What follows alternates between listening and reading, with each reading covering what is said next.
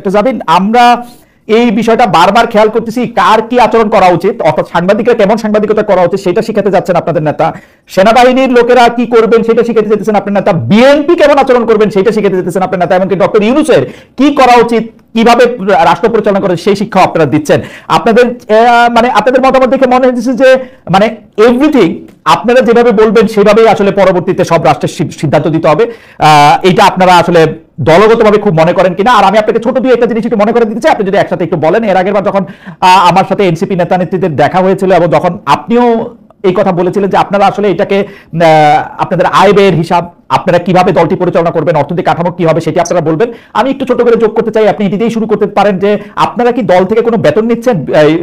ইয়ার whole টাইমারদের মতো, communist পার্টির whole টাইমাররা যেমন বেতন নিতেন এখান থেকে, এনসিপি নাহিদ ইসলাম কি আহ্বায়ক হিসাবে কোনো বেতন পান? যদি না পান তাহলে এখন তার পেশাটা কি আসলে?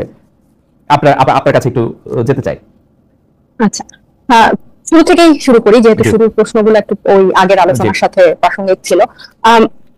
আসলে সাংবাদিক বা বিএনপি বা অন্য কাউকে শিখানোর মতো ওরকম আমার মনে হয় না এটা করছে। আমরা বিভিন্ন ঘটনার প্রেক্ষিতে হয়তো বক্তব্য রাখতে গিয়ে এটা বলছি। আপনি নিশ্চয়ই লক্ষ্য করে থাকবেন আমাদের প্রত্যেকটা সদস্যের বিরুদ্ধে, নেতার বিরুদ্ধে কিন্তু খুব সিস্টেমেটিক্যালি খুব মিথ্যাচার হচ্ছে এবং প্রত্যেকটারই কিন্তু জবাব দিতে হচ্ছে।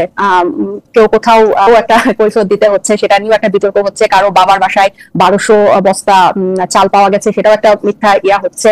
এবং সত্য তো কিছু আছে না, এটা যেটা সত্য হচ্ছে সেটা কিন্তু মানে যদি প্রমাণের ভিত্তিতে করা হয়, আমাদের যেহেতু শৃঙ্খলা কমিটি আছে এবং আমি আপনাকে দায়িত্ব নিয়ে বলতে পারি, আমি যেহেতু কমিটির একজন সদস্য, এমন অনেক অভিযোগ আমরা তদন্ত করছি যেটা আসলে মিডিয়াতে আসছে না। কিন্তু আমি ব্যক্তিগতভাবে খুব হ্যাপি যে এরকম একটা নতুন দল এই ধরনের কমপ্লেনকে আমলে নিয়ে সেটার ব্যবস্থা করছে। সো ওইটা আসলে একটা দিক, আমরা কিন্তু প্রত্যেকটাই অ্যাড্রেস করছি। এবং কিন্তু যেটা আমাদের ইভেন হান্নান মাসুদ কিন্তু ভুল স্বীকার করে প্রকাশ্যে ক্ষমাও চেয়েছে। তো এরকম দৃষ্টান্ত আমরা স্থাপন করার চেষ্টা করছি। এখন বাকিটা তো পরেরটা তো পরে জানা যাবে। কিন্তু যেগুলো সত্য না সেটা মানে যেগুলো মিথ্যাচার, সেগুলো আমরা বলতে গিয়ে আরেকটা যেটা হয় যে আমি যদিও এখানে নতুন, মানে যেটা হয় যে একটা বক্তব্য দেওয়ার পর আগে পিছে এডিট করে যেটা দিয়ে টুইস্ট হবে, যেটা দিয়ে বিভাজন হবে, যেটা দিয়ে বিতর্ক হবে, অহেতুক মূল জায়গা থেকে ফোকাস থেকে সরে গিয়ে ওসব বিষয় দেখা যায় যে পেপার পত্রিকায় বা ফটো কার্ডে বা সোশ্যাল মিডিয়াতে আসছে। তো এইটাতে আমরা যেহেতু নতুন, আমাদেরকে ওগুলোতে এত বেশি এঙ্গেজ হতে হয়।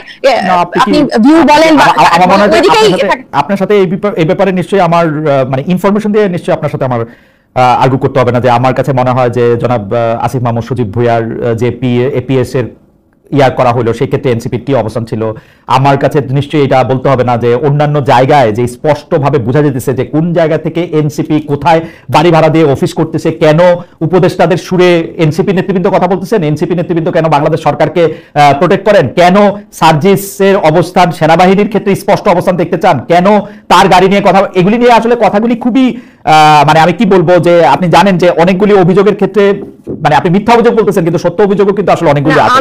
মানে আপনারা টেকনিক্যাল তর্ক করছেন যে আপনারা টেকনিক্যাল, নাহিদ সাহেব আমি সর্বশেষটা বলি, আপনি টেকনিক্যাল তর্ক করছেন নাহিদ সাহেব তার এপিএস নগদের বোর্ডে যায় নাই, গেছে হচ্ছে উনি চলে যাওয়ার পরে আরেকজন সরকারের এপিএস। আপনারা ওইটা বলতেছেন না, আপনারা বলতেছেন মানব জমিনের সেই স্লিপটা নিয়া, যে মানব জমিন একটা স্লিপ করছে যে এই মানব জমিন যখন এই রিপোর্টটা করলো, মানব জমিন যখন এই রিপোর্টটা করলো সেখানে কিন্তু সে নাহিদ ইসলামের এপিএসসি বলেছে এটা নিয়ে কিন্তু, এবং তারা একটা ফোন দিয়ে কিন্তু দুজনের কাউকে জিজ্ঞেস করে নাই যে এরকম একটা অভিযোগ আছে। জানেন না তাদেরকে ফোন দিয়ে জিজ্ঞেস করা হয়েছে, আপনি সাংবিধান সেটা তো বলাই হয়েছে, তারা দুইজনই বলেছে যে ফোন দিয়ে জিজ্ঞেস করা হয় না। আমি কেন না জেনে কেন তারা ফোন দিয়ে জিজ্ঞেস করা হয় না, তারা বলছে কারণ তারা ফোন ধরেন না।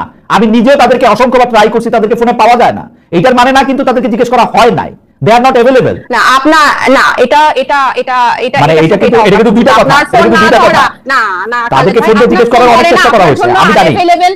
আপনি তো তাদের বিরুদ্ধে কোনো ধরনের রিপোর্ট করেন নাই, কিন্তু যে সাংবাদিক দায়িত্ব নিয়ে এই ধরনের রিপোর্ট করবে তার তো একটা দায়বদ্ধতা আছে। টেকনিক্যালি উনি এপিএস ছিলেন না, নাহিদ সাহেব চলে যাওয়ার পরে উনি এপিএস হয়েছেন ফার্স্ট টাইমে। Not technically it was his APS, এটা তো এখন বর্তমান যে আরপিএস, এবং সেটা দুই পক্ষই, তো ফার্স্ট আহমেদ সাহেবও এটা ডিটেইলস এটা লিখেছেন, এটা আমার মনে হয় না যে ওখানে এটা আপনার অদেখা আছে এবং ওখানে যাওয়ার দরকার আছে। এই আমাদের এই আর্গুমেন্টটা বা এই প্রসঙ্গটা আসলো কোত্থেকে যে আমরা সবাইকে শিখাচ্ছি? আমরা কিন্তু শিখাচ্ছি না। আপনার যদি ভুল হয়, প্রমাণ থাকে, সেটা স্পষ্টভাবেই কিন্তু আসছে এবং চতুর্দিক থেকে আসছে, সিস্টেমেটিক্যালি আসছে। আমি নিজেও সেটা মানে প্রতিনিয়ত ফেস করছি। তো আমি বললাম যে কথাটা বলা হচ্ছে, যে স্টেটমেন্টটা দেওয়া হচ্ছে, সেটা যদি টুইস্টেড না হয় বা না ঘোরায়, আমরা এগুলো শিকার হচ্ছি দেখেই আমরা এই কথাগুলো অ্যাড্রেস করছি।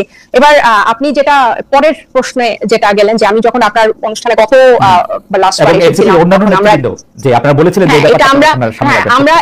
এটা আমরা রেগুলার বলছি, এটা অস্বীকার করার উপায় না, যেটা আমাদের যথেষ্ট দেরি হয়ে গেছে, অনেক দেরি হয়েছে। এবং যেহেতু প্রতিদিন দলে এগুলো নিয়ে কথা হচ্ছে, মিটিং এ থাকছি, সো এটা আমি বুঝি যে এটা কতটা একটা জটিল প্রক্রিয়া একটা নতুন দলের জন্য। কারণ এই গঠনতন্ত্র বা ফিনান্সিয়াল পলিসি এটা কিন্তু মানে বেসিক, এটা একদিন দুই দিনের জন্য না, এটা কিন্তু পুরো দীর্ঘমেয়াদী একটা ব্যাপার হবে। এবং এই ক্রাউড ফান্ডিং এর মাধ্যমে যে আমাদের ফিনান্সিয়াল পলিসি, এবং এটা ট্রান্সপারেন্ট ওপেন করা একটা ওয়েবসাইটের মাধ্যমে, এগুলো ড্রব্যাক গুলো নিয়ে কাজ করাটা আমি এটা অস্বীকার করবো না যে এটা একটা দীর্ঘসূত্রিতার মধ্যে পড়েছে।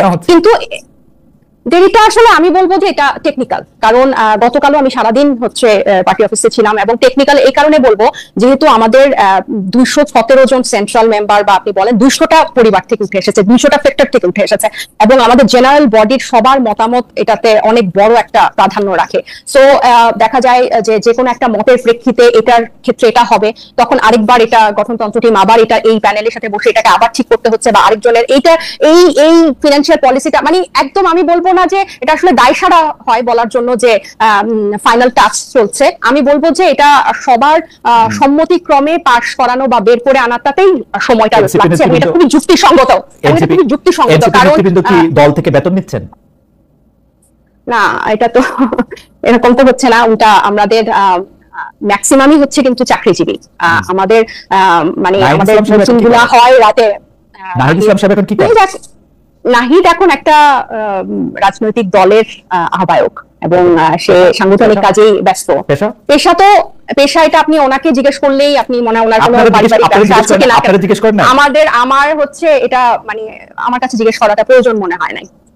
আপনাদের যদি জানতে, মানে সে এখন সাংগঠনিক কাজে ব্যস্ত, তার একটা বড় দায়িত্বশীল পদে সে আছে, এবং পুরো একটা নতুন রাজনৈতিক দলকে করা, আমাদের নিবন্ধন আছে, সামনে গঠনতন্ত্র আছে, পাশাপাশি এই যে সংস্কার কমিশনের এই জিনিসগুলো চলছে, এগুলো আমরা তাকে দিচ্ছি না, আমরা দলকে তো দিচ্ছি। আমরা যেভাবে পাচ্ছি তাদেরকে কিন্তু দলকে দিচ্ছি। আপনারা আমরা তো চলছে, আমরা এটা উনি কিভাবে চলবে, এটা উনি আছে, ওনার পরিবার আছে, এটা সম্পূর্ণভাবে তার ব্যক্তিগত। আমার মনে হয় যে এটা ইখতিয়ারের প্রশ্ন না, এটা স্বচ্ছতার প্রশ্ন। আমি একটু দর্শকদের আমি কিন্তু এই প্রশ্ন যে কোনো রাজনীতিবিদকে পাই, তার দলকে পাই, আমি কিন্তু এই প্রশ্ন সবসময় করে থাকি। আমি মনে করি যে এটা কাউকে আন্ডারমাইন করার জন্য না, খালেদ ভাই, কিন্তু আমি তো তাকে জিজ্ঞেস করতে পারি না। এবং সে যখন উপদেষ্টা থেকে বের হয়ে আসে, সে কিন্তু খুব সুন্দর করে তার সবকিছু বিবরণী দিয়েছিল, এবং আমরা দেখতে পেরেছিলাম। সো এখনো যে গঠনতন্ত্র হচ্ছে বা যে ধরনের পলিসি হচ্ছে, তার বিবরণী দেখে আমার কাছে মনে হলো কিছুদিন মন্ত্রিত্ব পরিষদ সদস্যদের কিন্তু এটা প্রকাশ করতে হবে, আমাদের আর্থিক স্বচ্ছতাটা প্রকাশ করতে হবে। সেটা আপনারা বলছিলেন যে প্রত্যেকটা করেন নাই আর কি।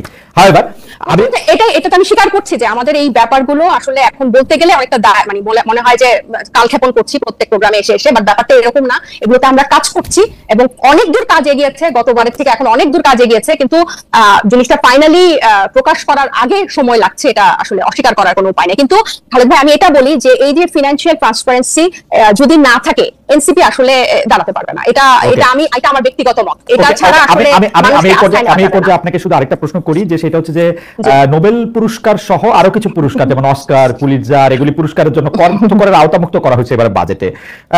এর সঙ্গে কি ডক্টর ইউনূস এবং গ্রামীণ ব্যাংকের নোবেল প্রাপ্তির সংযোগ দেখেন আপনারা বা এনসিপি কেউ?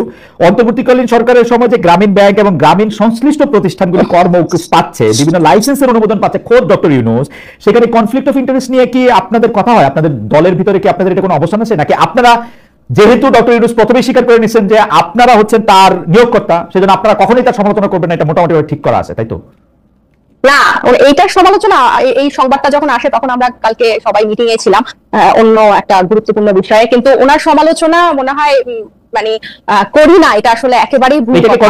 মনে করেন কিনা মানে গ্রামীণ নোবেল? কারণ হচ্ছে না এগুলো আমি আসলে এগুলো নিয়ে মানে এটা এতটাই হালকা, পুরো বাজেটের বিষয়টার মধ্যে এটা এতটাই হালকা যে মানে এটা প্রয়োজনীয়তাটা কি বা এটা কোনখান থেকে এই জিনিসটা আসলো, আমি আসলে এটার কোনো ব্যাখ্যা খুঁজে পাই না আর কি। আর এই বাজেটের যে এই অন্তর্বর্তী সরকার এই বাজেটটার জন্য তো জাতীয় ঐক্যমতের দরকার ছিল না, কেন ওনারা পুরনো কাঠামোতে এরকম একটা গতানুগতিক বাজেট দিল? এটার জন্য তো সব রাজনৈতিক পক্ষের সাথে ঐক্যমত, এটা তো ইন্ডিপেন্ডেন্টলি তারা করতে পারতো। কেন তারা এরকম একটা সুযোগ হারালো যে একটা জনমুখী বৈষম্যহীন একটা বাজেট তারা দেশকে উপহার দিতে পারতো, যেটা পরবর্তী সরকার এসে চাপে থাকতো যে এটার থেকে আমি এখন করতে পারবো না।